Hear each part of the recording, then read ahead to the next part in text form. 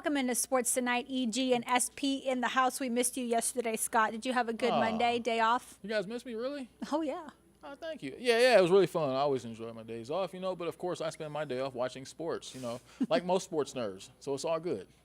I'm sure we're going to talk about what you watched yesterday because I'm sure it involves some A basketball. lot of basketball. Yeah, I knew This it. is my favorite time of year. NBA playoffs, man. Come on. Other than like if Cleveland, like the Browns, actually did something, then that would probably be your favorite time of the year. See, I was in a really good mood, too. We're not there yet. We still have months. We have months before the Browns disappoint you again. I don't know. You just kind of chose violence right off the start of the show. I mean, you come right out talking about the Browns, and come on, man. I know. Shots are fired early today. See, this is why I miss you. You know what I'm saying? When you're not here. Because you're so easy to pick on because the teams you like are so bad. I know. I get it. Aren't the most successful. I know what you were trying to say. It's all good. It's all good. But we're going to talk about some successful teams today. So yeah. So the Braves, right? Let's start off with the Braves. The Braves are a successful team. And the Dodgers. So the two best teams in the National League duking it out at Truist Park this week. Game 1, the Dodgers won 8-6, so they threw the first punch. I know you were out there at Braves today talking to players, and you're going to give us an interesting take on something that happened last night with Marcell Ozuna. Yeah. But before I hand you the mic, I want to talk about Freddie Freeman again. I talked about him plenty yesterday. It was nice to see him. When you see him at Truist Park, it's like he never left, honestly, and he feels so at home there. And the problem with that is that he feels so at home that he continues to dominate the Braves there. He knows that ballpark so well. The Dodgers were down yesterday by a run, and Freddie Freeman took it into his own hands to, give the go-ahead. He hit the go-ahead 3-run home run, which gave the Dodgers, I think, the 6-4 lead, and then they added some more, and 8-6 was the final.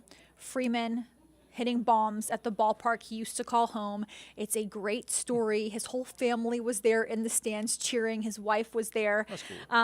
And for me, I just can't say it enough that, he's in the 300 home runs club. Less than 150 players can say that they're in that club, and he's one of them, and he hit another one at Truist Park. But now it's time to talk about Ozuna. You got it? Yeah, so Marcell Ozuna last night, it was a I guess I'll call it a near confrontation, but it almost cleared the benches. His backswing hit Dodgers catcher Will Smith in the head. Will had some concussion issues earlier in the season, so he kind of took it personal. Ozuna's backswing, he's aware of it. He talked about, he has a wide backswing. It hits some guys, and most guys don't take exception to it. But yesterday, Will Smith, because he does have that history this season with concussions, he jumped up like, hey, man, come on, you got to watch that backswing. And they kind of had a face-to-face, benches not cleared. Everybody kind of just stood up. Wasn't quite a melee? No, it wasn't a melee. Everyone just kind of walked around, sort of just looked around and said, all right, man, let's make sure everybody stays cool. But, yeah, so he talked about it today, and he just goes, look, I said I was sorry. And you're talking about Ozuna. Yeah, Ozuna, I'm sorry. Yeah. So Marcell Ozuna today, we were there for some pregame today, and he just sort of talked about it, and he goes, look, I said I was sorry. I apologize. There was nothing hard. Most of the guys know around the league that I have a long backswing, so guys normally make the adjustment, stay away from it. Smith got hit. He just reiterated, said, I'm sorry, but he says, look, I'm not going to change how I swing. This is the swing that got me here to the majors. That's how it got me, this is what I do. So if you're going against me, you just have to watch out for it. That's on you. That's not on me. That's the gist of what he was saying, And he said it with some umph. Yeah. I mean, he was not apologetic. He was apologetic about hitting him, but he was not apologetic about how he plays, how he swings the bat. And he just said, look, this is what I do. Everyone around the league knows it. You've got to make the adjustment, not me. That's pretty much what it was. Back up a little bit, you know what I'm saying? Yeah, look, I get it. It was pretty hard when we look at it in replays, full speed. It was a pretty hard crack to the head, so I get why he was upset about it.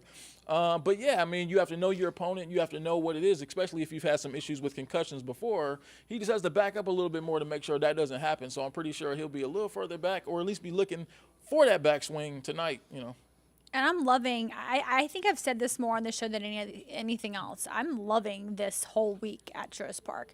Yeah. The Braves, 10-game homestand. They already took care of Seattle. Now they're on to the Dodgers, and then they welcome in the Phillies. So if you're a Braves fan, there's no better time right now. You either have Dodgers tickets or Phillies tickets, which is great. And then I have a question for you before we move on. All right. Freddie Freeman got a standing ovation last night.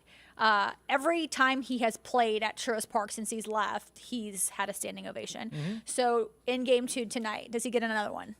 I'm sure he will. Look, I mean. And how long will this last? Like years upon years? Like every time he comes home? I don't know. Won't people kind of be over it after this season? I mean, I don't know. like you Will kind they? of think. I mean, he was such a beloved figure. He's still, among I mean, fans. he still calls is, Atlanta right? home. Yeah, I mean, he still calls it home. So yeah, I think. His home is still here. Right. Well, I think it's This is more home. I think it's more the appreciation for the man for what he did, obviously. So, look, these are some great fans around here. They have a great feel for their players. They have a great love for their players. So yeah, I mean, I think it will continue probably through the rest of this season. And you know what? Probably every time he comes back is going to continue because I think that they have a love for him. He was a part of that World Series championship team. And, you know, anyone who's a part of those teams, they normally get love forever. Unless you're like my hometown team, Kyrie Irving, where he got booed. But that's another story, you know. So, yeah. We're not going to go there, right? We've already different gone places. We've Two already different gone places. somewhere you didn't Two want to different go to places. start the It's show. all good. It's so all now good. we need to stay away. It's all good. Your heart stays broken. I think it explains a lot about you, Scott. Like in all reality. This is a psychology hour. This explains a lot about you and your psyche. That's funny. Well, That's a little. you know, the people watching us or listening to us don't really know about you and your, That's true. you know, I don't know, secluded ways. You're talking like I have a deep, dark past. You guys don't really know Scott like I do, okay? I mean, you'll be down, you know, looking at your keyboard, typing or whatever, and it's quiet in the newsroom. You hear nothing. Then you look up and Scott's just standing there staring, not in a creepy way, but you're like, how did you get there? Like 10 seconds ago, you weren't there. I was just scare people. Again, like, just appear Yeah, out of I mean, nowhere. I'll be walking around. I'll be behind somebody trying to ask them a question, and they'll go, "Oh man, I didn't see you. You scared me." I'm not here to scare anybody. I'm just So here to on work. this show, you're very outspoken, but in real life, we should give you like an alter ego on this show, like a name that we should call you, Super Scotty, because Scott Pennyman is the man who walks SP. around here very quiet It's so and unaffected. because sports, you know, sports is just different, right? I mean, everything else in life is kind of just blah, you know, but sports, that's what gets me fired up. So, yeah, I mean, of course, when I come on here, I'm going to be so much different, so much more passionate because It's the only time I see him show emotion, guys. And he's laughing because it's true. All right, there's no passion or emotion in anything else. You could tell him Including anything, like 5 and or he 10 just minutes looks ago, at right, when you you were asking me. straight face. Emily, Hey, look, it's like what? life is full of ups and downs, and you can't get too high and you can't get too low. All right, you're That's like my a theory. mediocre 500 team. Yeah. Well, That's literally what you okay, are. since you want to put it that way, I mean, yeah, mediocre, right? I mean, that's your reaction That's a to crazy way to everything put in it. life. You got to stay even. You got to stay even. If you stay even, you won't. Like I've I never said, mastered that. I don't think many women have. You won't get too low when the lows of life come, and if you stay even, you won't get too high when the highs come. You're The just lessons even. of life that you learn on sports tonight. We're just even, right? Thank you, exactly. Super We're Scotty. just not here to help people through the sports day. We're here to help them through life. Yes. All right. So moving on. Nuggets sweep Lakers Woo. in LA. Yeah.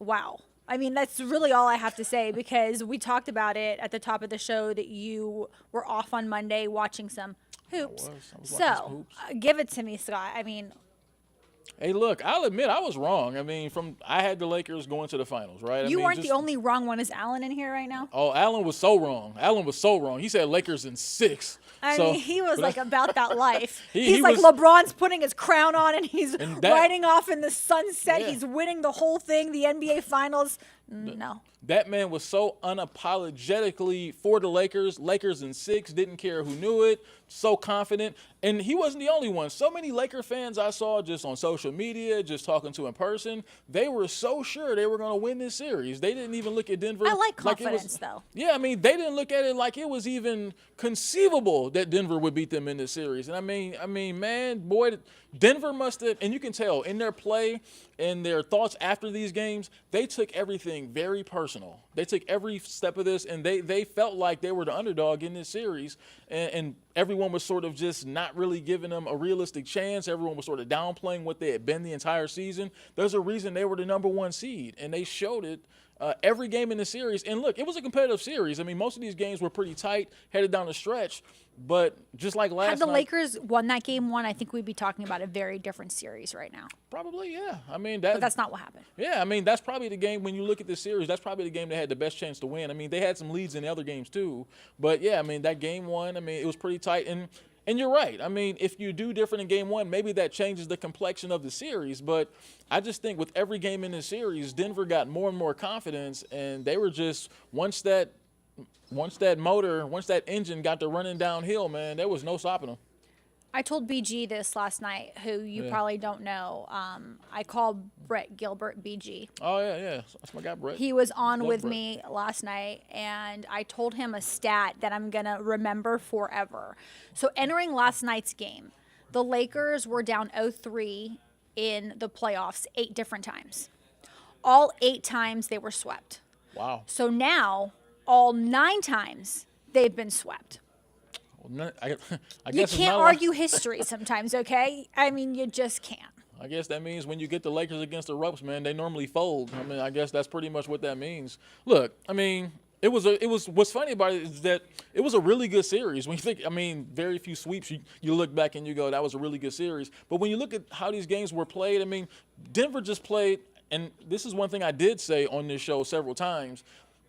The Nuggets were pretty much the cleanest team I've seen in these playoffs. And what I've meant by that every time I've said it was they're probably the most flawless team in this playoffs. When you look at how they play the game, they're a very clean team. They don't turn the ball over a lot. They're very deliberate with their offense. They're unapologetic about how they play. They get the ball to Jokic. Jokic is just so good as far as being able to score. He can get buckets when he needs to. He can find teammates. He's sort of like a modern look, and I don't want to put this pressure on his shoulders because this guy was a great player. Oh, he's listening right now. Don't put that pressure on him, Scott. Right, exactly. I'm sure he'll be watching this. But when you think back to like Tim Duncan, back when he played, Okay. and he was such a fundamentally sound basketball player, I'm not saying that Jokic is Tim Duncan, but I think he exudes a lot of those qualities as far as when he has the ball in his hand, he makes his teammates better, he can score himself, he knows when to get himself involved in scoring, he knows when to find a teammate. He's just so good, and I think for the first time this season, the nation really just had an opportunity to see what he is, because I think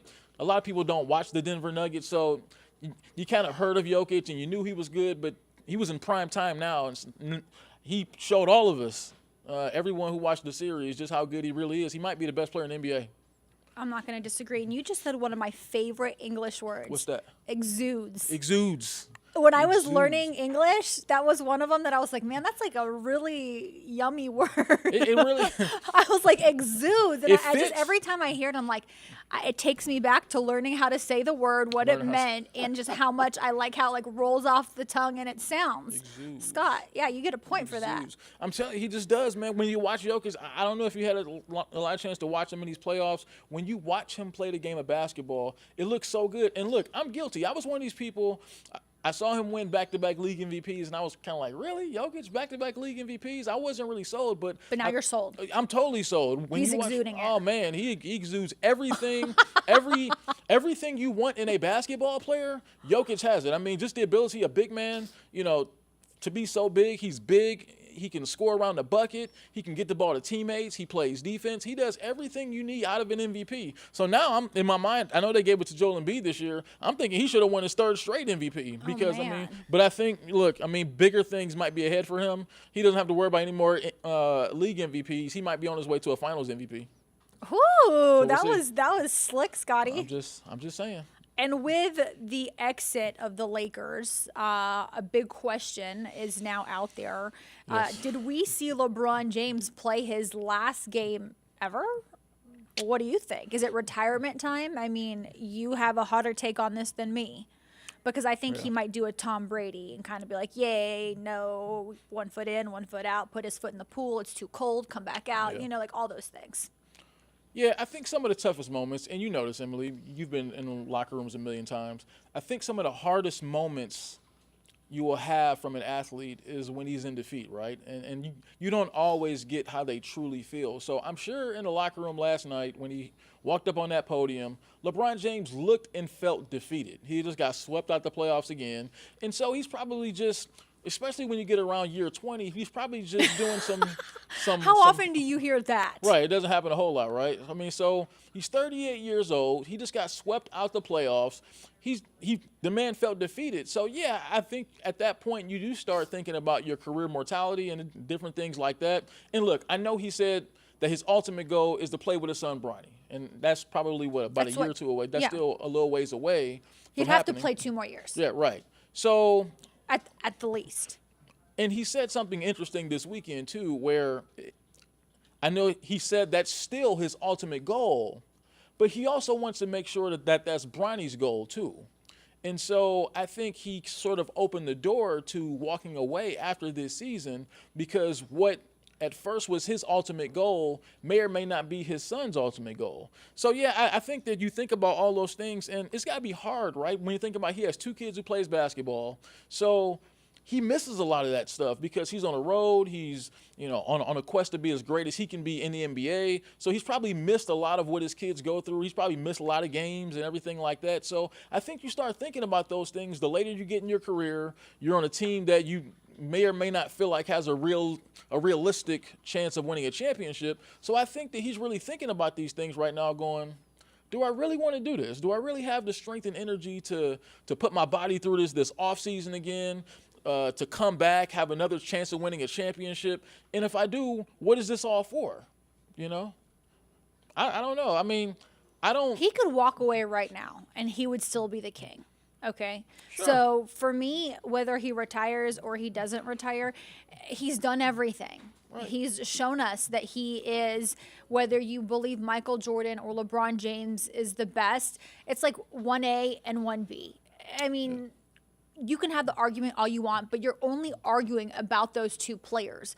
So LBJ, you've done it all. If it's time to take the crown off and put it down, that's fine. It's cool. You've already accomplished everything that you probably wanted to, unless there's something else out there that you still want to do on the basketball court. And I don't know what that would be. Right. Yeah. Honestly, what would that be? It's probably nothing. Look, I mean, I think this is one of those things where he said what he said last night. He's going to take a few weeks to just kind of reflect upon things. Probably see how he feels like a month from now. He'll feel like he wants to play. Yeah, I mean, and he will. And he'll at some point he'll have to fight that urge to not want to come back, right? Because, I mean, that's always going to be there because he's such a competitor. And he's spent more years in the NBA than he hasn't spent in the NBA.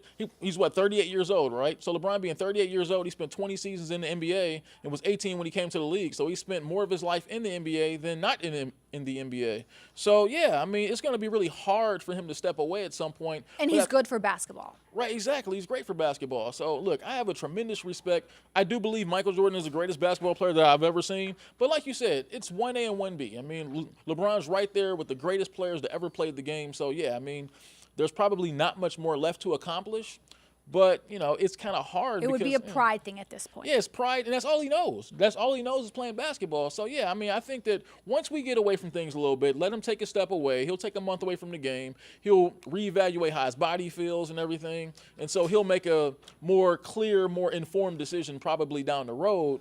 But honestly, it wouldn't surprise me if he decides to walk away, just because, for all the reasons that we mentioned. I mean, he's missed a lot of his kid's life, and maybe he just wants to go watch Bronny play games at USC and be there for his kid every day who's in high school and his development too. Maybe he wants to be there for those things now. And so I think after a loss like last night and you get swept, you start reflecting on those things. There is more to life than basketball. Sure, especially when you have like $1 billion in the bank already. It's like, whatever at this point. Yeah. Yeah. Seriously. So at this point, it's freedom. I mean, you can go do whatever you want, LBJ. Go watch your son. Go play baseball like Michael did. Right. Go do anything you want to do.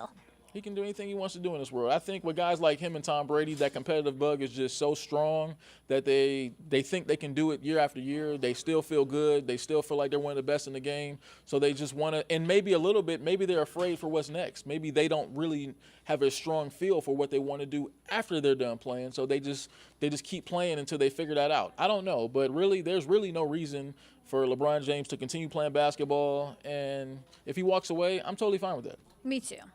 All right, do or die time for Miles at Celtics, and now he's. Oh, boy, there's Miles in the background. Miles is holding up a sign. I wish you guys could see right now. And I know what he's alluding to as well, too. Go ahead. 4 days in October. That's what Miles is holding up right now with a big old smile. Miles, have you been on this show before? All right, come on over. Miles on here, I've man. given you too many shout-outs on this show. People need to see you. And I'm going to move out the way because we're going to let you give your take on your Boston Celtics.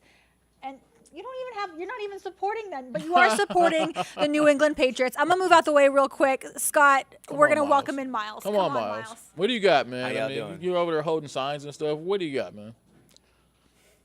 One day at a time. One play at a time. One day at a time. I'm going to keep it short and sweet. Oh, boy. Limit your turnovers. Cover your man. Get your rebounds. What are you over there coaching? No. This is just from what I'm observing. Just That's one play at a time. I don't know about you, Emily, but I'm inspired. How about you? I don't know. I mean, you just have to be disciplined. You have to be focused. You got to stop talking. Stop talking and play. Miles is Stop a regular talking. Vince Lombardi over there, isn't he? I don't know about you, man, but if I heard that speech, I'd be ready to run through a wall. Let me take a page out of Belichick's book. Do your job. One play at a time. Do your job. Do your job. Stay focused. Rebound. Get your rebounds. Stay focused. Finish your shots. Get in the right spot when you can, and just play. As you can tell, Miles isn't exactly Coach Carter from the movie, right? I mean, he No, might not but get you from fired what up, I've man. observed, they've had a lot of mistakes when it comes to turnovers. They have, yeah. And they need to just stay focused on what they need to do. For sure. Hey, man, look, for your sake, man, I hope Boston wins tonight just because you don't want to go out like this. I mean, this is a very, really, really poor way to go out. I mean, that was a disgusting effort by the Celtics in Game 3. I mean, I don't even know why they even got off the bus for Game 3. I mean, that was one of the worst playoff basketball performances I've ever seen out of a team, period, but certainly out of a team that should have been playing with a sense of urgency, down 0-2, and they just got dog-walked right at the building. I mean, are they even going to show up for Game 4? They better. I think they will. I mean, this is do or die. You have no other choice but to show up and play and do the best you can. But, I mean, it's do or die. The season's over if you don't. Miles, that was one of the most despicable efforts I've ever seen. Yeah, I mean, it was terrible. Lousy. Seriously, that game, I was done watching that game about 6 minutes into the first quarter. I mean, I don't even know why they left the hotel. I mean, they actually hopped on a chartered plane, landed right there in Miami, got off the plane, ate some of the best food, stayed in 4 or 5 star hotels. They got the best treatment. They actually went to the arena, got practice in, and put that effort on the basketball court. Like, that was despicable. They should just stay at the hotel. They shouldn't even show up for Game 4, honestly. You're right. If you're going to have that effort in a game that could end your season, just stay at the hotel. I mean, just it's discipline. It's getting in your spot. It's getting everyone involved. It's getting rebounds. It's actually making the effort. It's just having a pulse. Like, Yeah, they you didn't have even to have a have a pulse in pulse. Game 3. I mean, Marcus Smart, they all talk. They've talked a lot. They want to motivate themselves. They want to get the crowd involved. It's not about the crowd. It's not about anything else. It's about doing your job. Doing your Plain and job. simple. Motivated. Man, if you have to motivate NBA players to play the Eastern Conference Finals, what are we doing here? Like, if you're showing up to the arena unmotivated with 20,000 people screaming down your necks, if you're not motivated, and look, I think one of the biggest mistakes that they made, that coach, Joe Mazzulla, God bless him. Look, I mean, He is I'm a sure he's rookie trying his coach best. in a very difficult spot, but it's just stay disciplined, stay focused, do your job. All right, Miles. We'll see, man. What an appearance by Miles. I mean, I'm glad I'm speechless. Seriously, that was hands down. I don't know if you I watched want to say that his performance Miles's performance was about as good as the Celtics' performance in Game 3. That's what I'm saying. I'm man. sorry, That Miles. wasn't- I'm sorry, but I do understand that they need to do their job tonight. Yeah, that wasn't exactly one of those. We're gonna movie work on that, Miles, because you've got some great points. Just Oh, sure, he had some great points, man. It's just, look, I don't.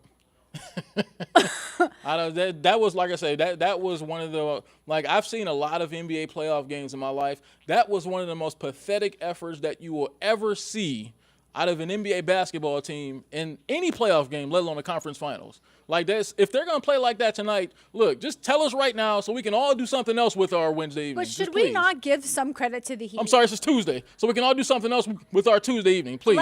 Seriously. Let's forget the Celtics for 5 seconds and give some credit to the Heat.